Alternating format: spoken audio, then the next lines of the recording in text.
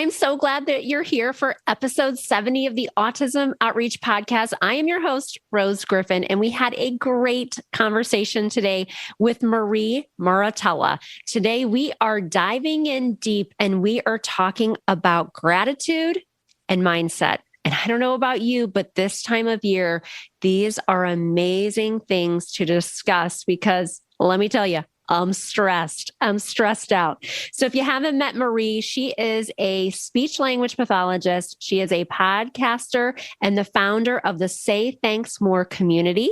She is a creator of the Thanks More Gratitude Journal. Such an important thing for us to think about always, and something that we can do each day to find our happiness and joy.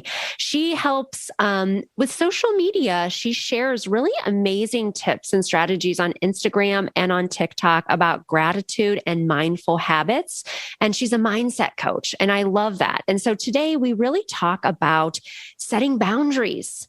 And she has great ideas, just little things that we can do throughout the day to kind of have this happiness, this joy, to love what we're doing, working with our clients, but to leave that at work and to set boundaries. I love that because I think that's something maybe I need to work on.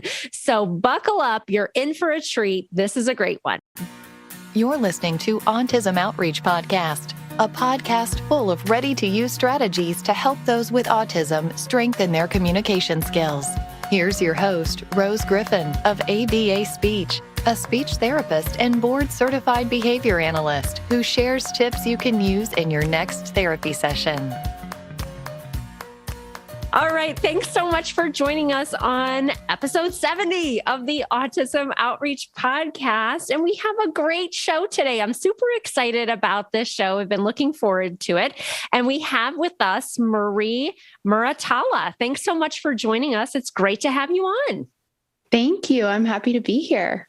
And it's so funny because I think of you of your Instagram handle, like Thanks Morris. Is that what your Instagram handle is? That is it. Yes. Okay. And in TikTok, you're my TikTok friend for sure. Yeah. There's not a lot of us over there. So I appreciate the early adopters. I had Lindsay Nataki on last year. So it was fun. It's like a thing over there. I talk about social media quite a bit on the show because I feel like it's just a big part of my life. But yeah, your content's always resonated with me. I think because it's just, number one, so positive. And, my experiences on social media are often not always warm and fuzzy. So I always love all the great content you share. And this episode, we're taping it ahead, but it is going to air in May because I feel like that's just such a stressful time for me as a parent. And a lot of parents listen and speech therapists and special education professionals. So yes, I'm excited to have you here. Thank you. Yeah, I'm very excited to be here and share some of my perspective going into kind of a crazy month for a lot of us. So yeah, absolutely. Thank you again. And so tell us a little bit about you and your journey into being a speech therapist, kind of where you're practicing and how long you've been in the field. Sure. I am currently a preschool speech therapist in a public school district. I am in my 5th year. And I've been doing preschool for 4 years. I went to the University of Redlands and graduated 5 years ago. And then my clinical fellowship, I was in the district I'm in now, but I started out as an elementary school speech therapist, splitting a couple sites and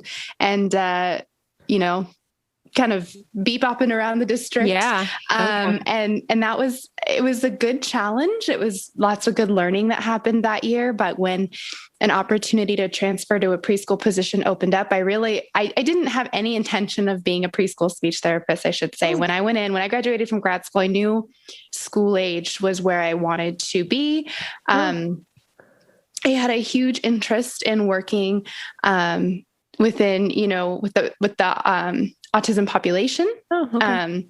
And because of what I experienced in grad school, I worked with an autistic client in grad school during my autism clinic that really, I don't know, there was just something about the connection we had that really resonated with me as a young clinician. And So my goal was to work in the schools with that same age. Cause that's all I knew. It was comfortable. Right. And he was 7 years old. So I was like, yeah, that's perfect. Yeah. Well, then, when you're in the schools, you get what you get essentially. Because I was new and I was splitting sites, the SLPs that were already at those sites were like, we want you to take all the young kids, because they didn't want like the TK and kinder kids. Yeah. And so I was like, okay, great. And I loved working with like the 4.5, 5-year-olds. And so when that preschool position opened up, one, it was with that age group, which I figured out I really liked. And two, knowing that it was really hard for me to be traveling around the district, and really when I think back, I'm really proud of myself for not at the time. Well, at the time I didn't realize I was putting myself first. I was being very mindful about where I was, and I knew I wanted one place. Yeah. I wanted one home, right? Because it was hard to stay organized. So I took that position and didn't realize what I was really doing, because we have a very amazing full inclusion preschool program, which I learned what that really meant when I started in the preschool program. Yeah.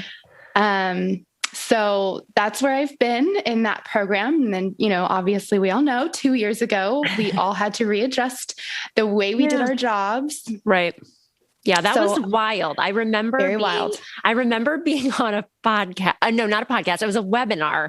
And I don't know. It was Jenny Bjorm from Speech Sound Cues. Yes. She did. I don't know if it was SLP Toolkit. We're going way back here, but they did a webinar, and there were 7,000 people on, and it was, I was on that. Oh, you were? Okay. Oh yeah. When Jenny was talking about taping with the blue tape and all that. Yes. Oh my gosh. It was all about teletherapy. And it was like, she had a captive audience, because I felt the same way too. I mean, it was just, and my district's been amazing. And we really were, after that first couple months, we were right back in, and I've been doing in person for a long time, but I actually really like teletherapy now. So I'm actually licensed in Washington State now, and I actually see clients, and it's really fun for me. But it really was just like, oh my goodness, So then when did you, oh my gosh, 5 years, you're like a baby. I'm like a grandma here. Okay. I'm trying to see if you need some mentorship, just, let me know after the podcast. But no, I've been doing this 20 years, but you've definitely been in my orbit because you have the online business. So when did you start your online business then? Well, that was 2020, because what happened was so for my district, when we went, in March 2020, we all went into the lockdown and shut everything down. And what my district did was say, okay, well, we don't know what to do, which granted, I get that. Right. Yeah. So we're not going to do any services. We're only going to try and hold meetings. And, and if parents want to consult with you, they can, but you cannot be like a service provider. And I just felt on one hand, I was like, oh my gosh, you're stripping me of what I do. And it's funny, I kind of reached a point after the first month of that where I hit like emotional burnout in a sense, because I was so we were all confused. It was just a crazy time, socially and everything like that. And then I didn't realize it until after I essentially burnt out. I had so much of my identity wrapped up in what I did as a speech pathologist.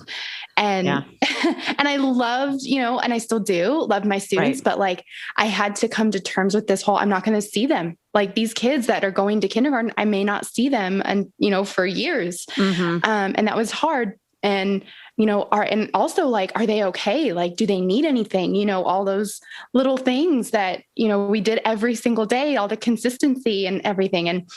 And I realized, I'm not well. I don't, this is not healthy. I mean, I love my job. Yes, but I wrapped myself up into it so much. And, I realized I need to shift my mindset. I need to put my mental health first. And the summer of 2019, that's when I really started growing my Instagram. And I was growing it around what I figured out just based on posting was that people really liked it when I posted once a week, what I was grateful for. I had started doing that because that was something that, since I was in really since I was like 19 or 18. My mom had given me a gratitude journal at 18 and I loved it. And I wasn't, I was young, and then you're in your 20s and you're like, yeah, every once in a while I'll be mindful or whatever. Yeah.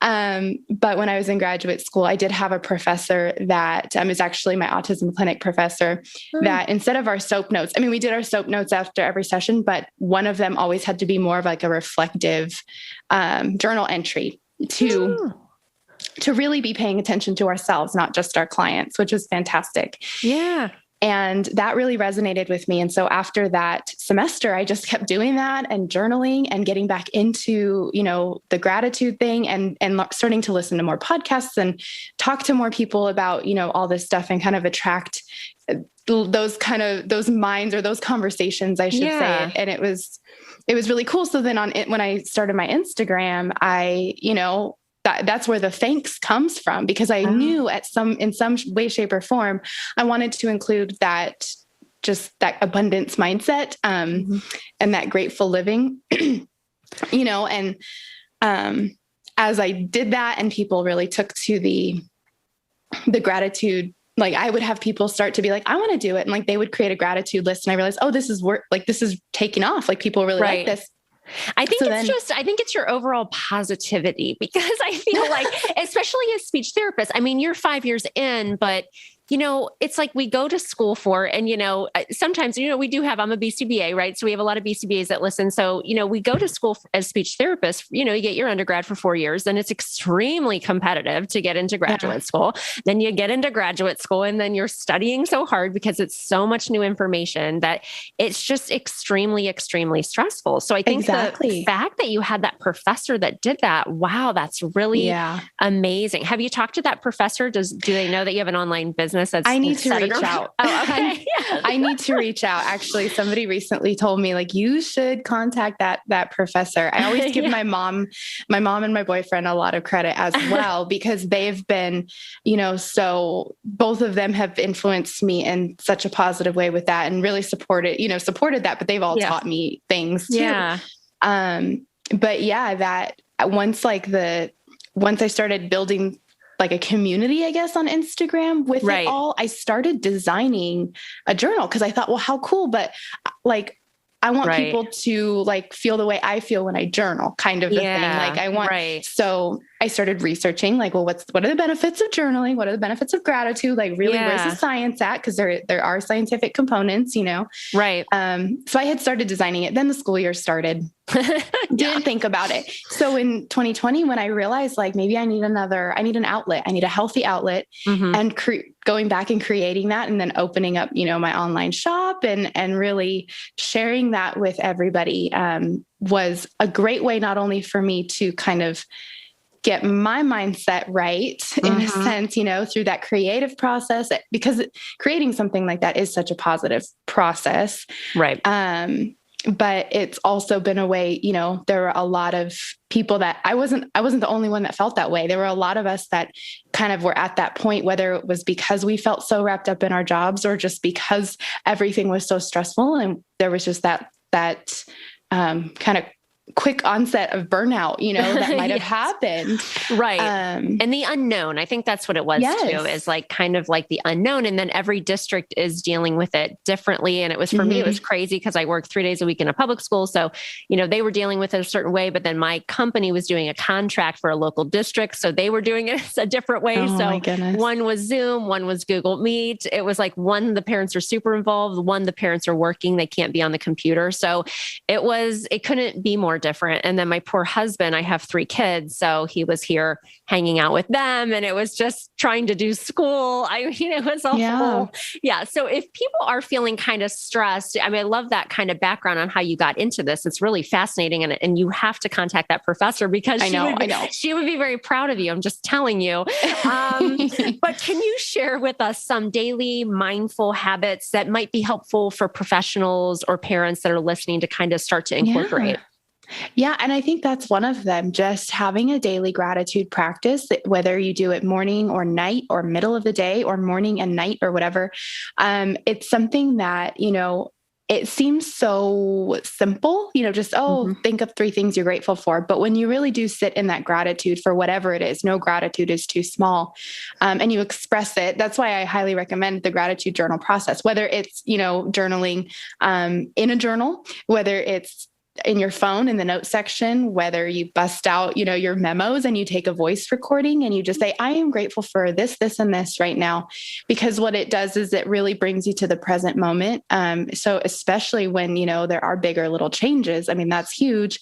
But it also helps you appreciate, if you're a parent and you're doing the same, you're on the same schedule with your kids every day, keeping them in a routine, it really helps bring that presence into those routines and find the little moments that are new or fun or,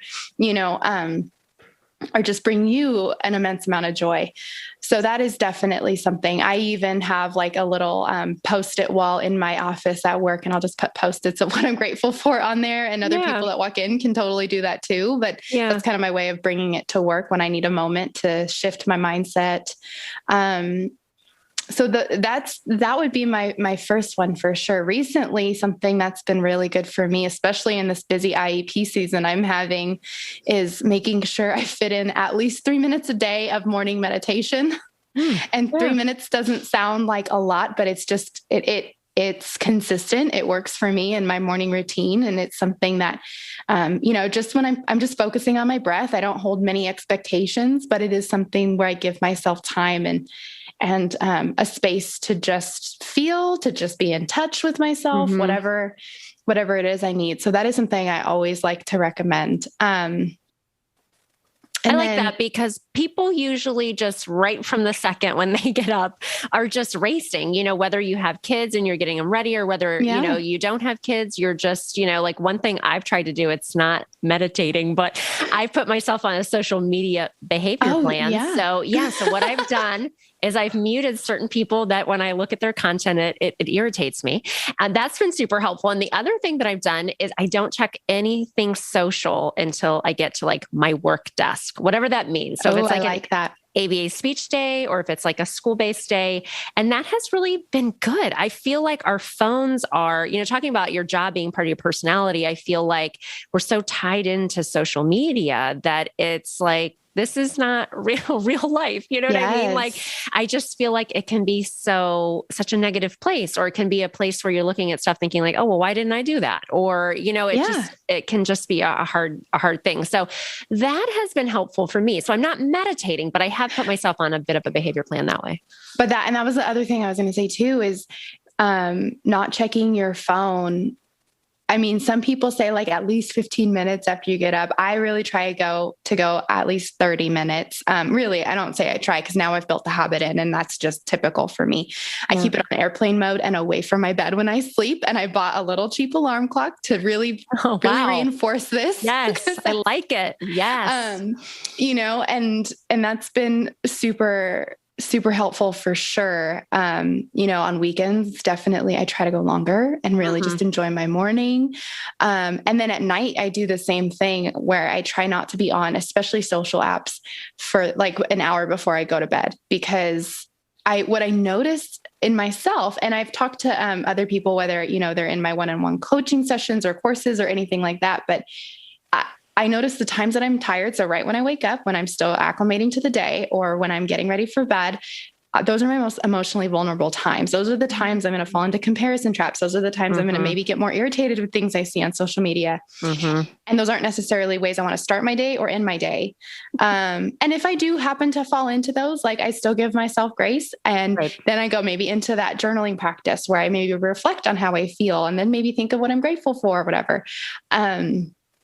But I do highly recommend just that. And I like that you said you put yourself on a behavior plan. I did. Yeah. I mean, you have to build the habit in somehow. And it's definitely that social media, it's so easily accessible. And sometimes those things, like, we forget, like, we need some sort of structure with them. Right. Yeah. No, I love that. I just had Teresa Richard on. I don't know if you know her, but I do. Okay. She's absolutely amazing, but she had a post, And it was just about some books she's read about not being on social media as much. And she took a break and just some of these ideas. But I just think when you're really out there all the time, I mean, I think if you're a clinician, like, back in the day, Instagram could be like these amazing pictures that like, there's some of my friends, but like my therapy room will never look like that. But, I'm not going to compare myself because I that's not my downfall, but I like that idea of like being emotionally vulnerable, like right before you go to bed or when you get up. So, if you're a practicing clinician or if you're a mom, like I've definitely done that mom comparison when I've gotten on Facebook and somebody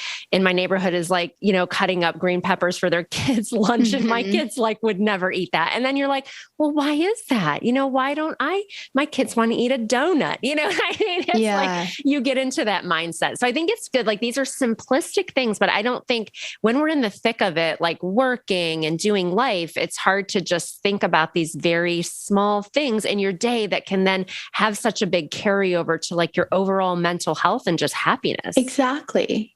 Yeah. Exactly. Yeah. I love that. So talk to me a little bit about this idea of work-life balance. Like what are some things that you do that help you feel like you have that? Like you said, when you first started, and I can relate to that too, especially like, when you're first starting in the field, it is like your whole personality. But I think this can happen to anybody, especially if you're working full-time and it's like, well, I'm a school-based speech therapist, right? And then I started my own private clinic, 5 years ago. It's like, well, now who I am I, right? And now I'm a speech therapist and a BCBA. So that's really weird on top of everything. Sometimes when we're around speech therapists, I'm like, oh my goodness, like they don't like because I'm a BCBA. Or sometimes when I'm around BCBAs, I'm like, oh my goodness, I'm a speech therapist and they don't think I'm behavioral enough. You know what I mean? Like you can have, it just consumes you really if you let it. But I've always been really fascinated with like goal setting. I read like Atomic Habits. I don't know if you've ever read that. Oh my gosh. Yes. I talk about it all the time. Yeah, it's really great. I mean, to me, it was like to me, when I read it, it seemed like applied behavior analysis. So it really kind of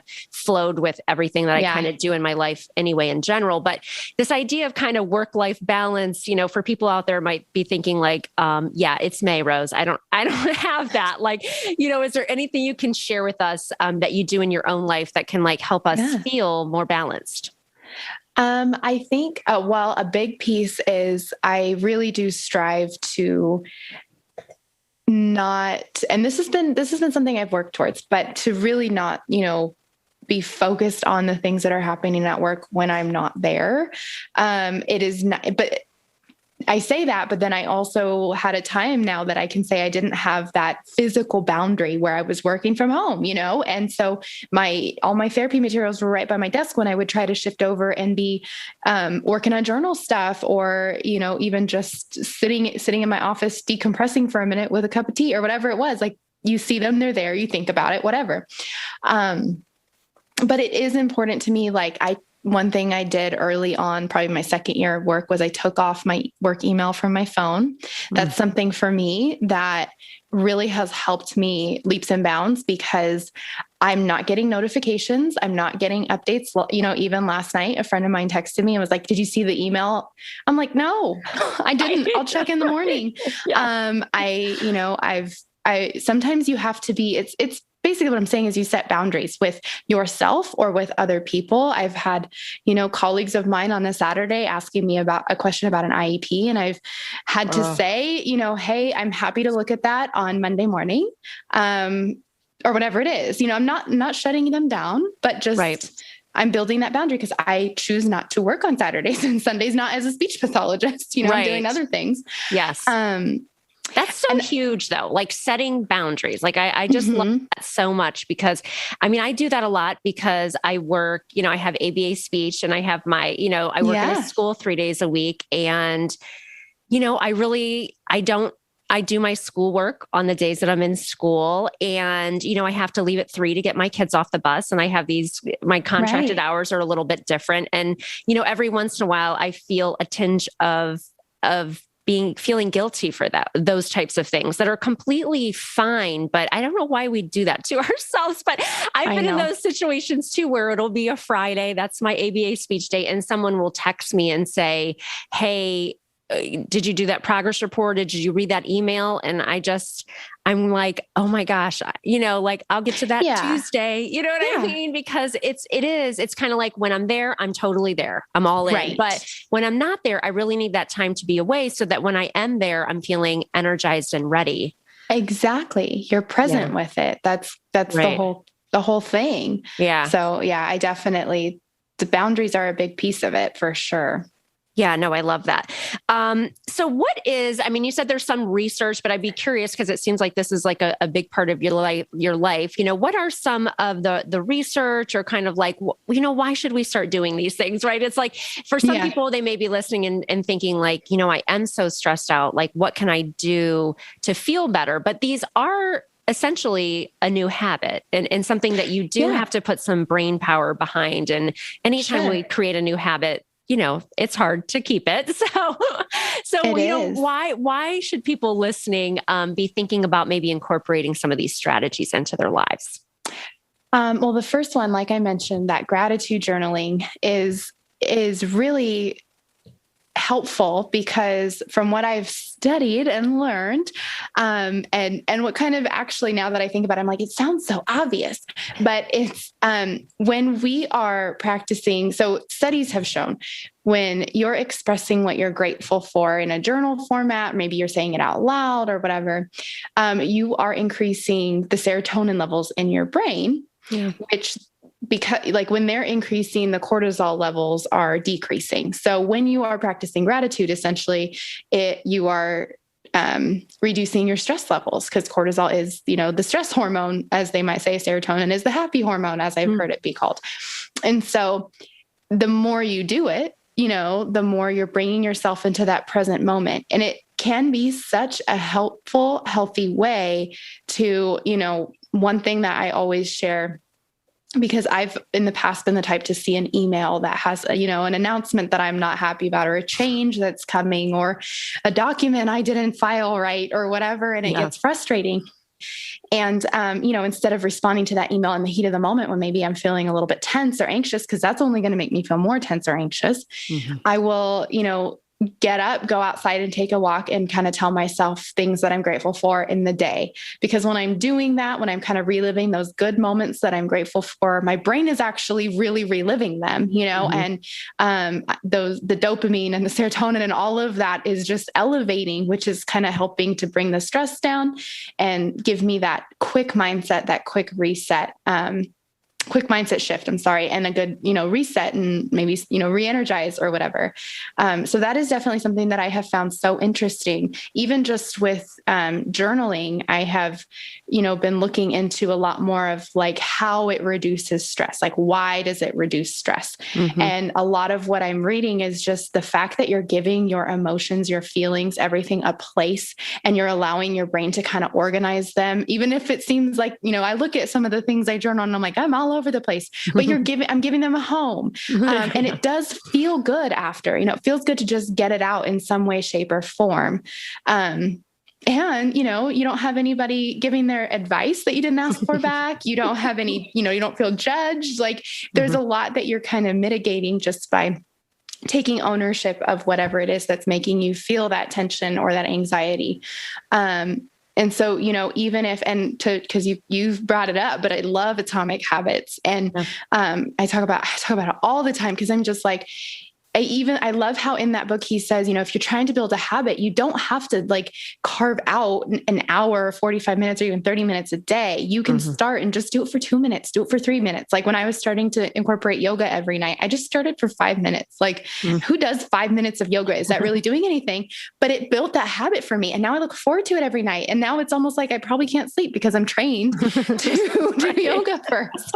And so, I feel like when you're making that time, you're not making it for anybody but you, and you're the most important person anyways, like to yourself, your health should be the priority. And so that's that's really why I find it so important and find making this kind of time, very important. So that way you can feel confident setting those boundaries. You can build the self-awareness where you need to and create that work-life balance that works for you. So it all kind of ties together. Yeah, no, I love that. And just, I work with older students. So I love the idea of gratitude. And we've definitely tied it in, like not so much this year. Maybe I've been stressed, but I have tied it into the past, with my students who that would be applicable for as far as, that, which actually is a good idea just because I know a lot of kids are so stressed out due to the pandemic. And, if there's another variant and, it's just always going to be something. So I think these are really good life skills. And I love that. And yoga. So I just had some people on, let me think, it might air after your episode, but I have always myself incorporated yoga into my sessions with my students, but, just standing poses and, things like that. And I used to always joke that I was going to be an aerobics instructor. I used to really think that when I was like your age, but then, I got too busy.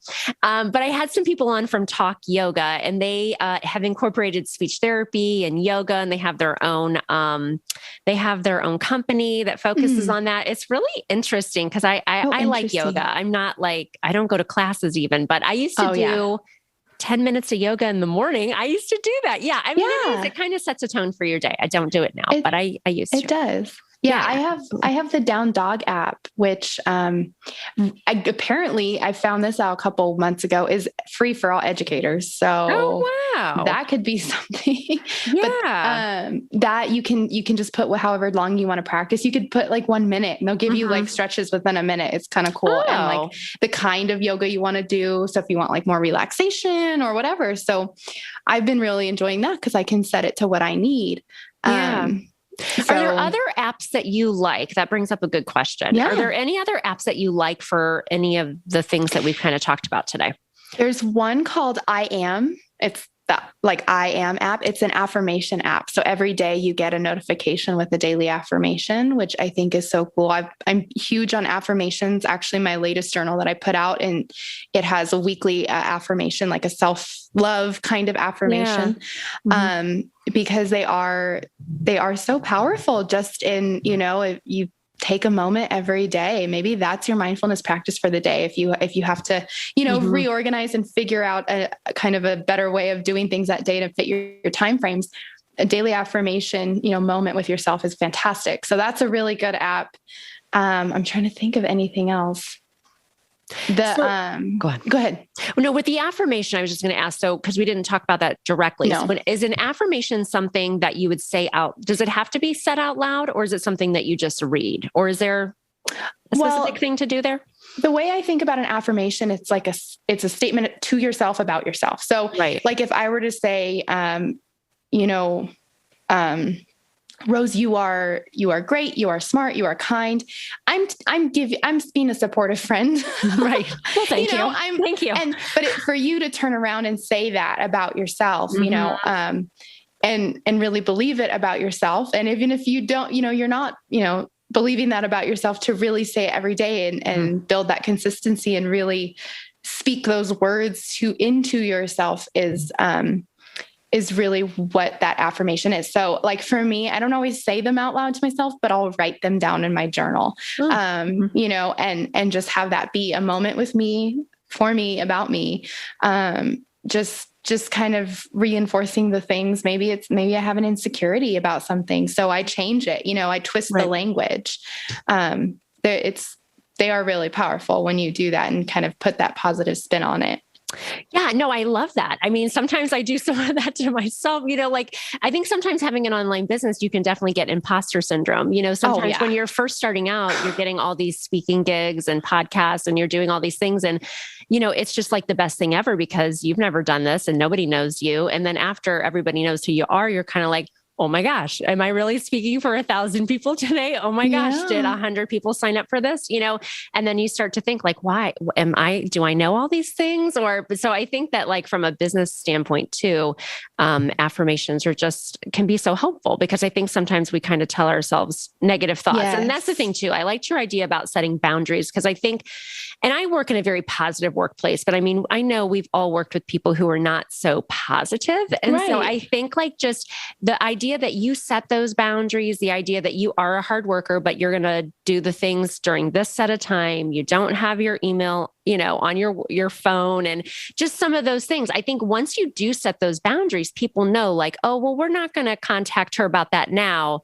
because she'll be here in the morning, on a work day, and we'll ask her then, because I have worked with people who were like talking about IEPs till 10 p.m. And I'm like, I have a really enriched life outside of work. Exactly. You know what I mean? And I am not going to do that because I don't think it's healthy. And I just don't think it's what's best, to get burnt out like that. So I love everything that you've said today. I knew this was going to be a helpful chat, especially this time of year. So if you've been thinking about doing some of these things, just pick one and work it in. I love it. They're little things that can make such a big difference. So where can people find out more about you and your work? So definitely Instagram. That's probably the place I'm the most active. Well, I would say I'm getting over there on TikTok a lot more now, but both are at Thanks Morris. And then my website is thanksmorris.com. So it's all the same. Make it easy on everybody. There you go. Well, thanks so much. It was so nice having you on. Thank you. Thanks for listening to Autism Outreach. If you enjoyed the show today, make sure to subscribe so you don't miss an episode full of actionable strategies you can use in your therapy room. Write a review too. That would mean so much to me. I always love hearing from you. Have a specific topic that you want included on a future show? Reach out over on Instagram, ABA Speech by Rose, or visit me at www.abaspeech.org.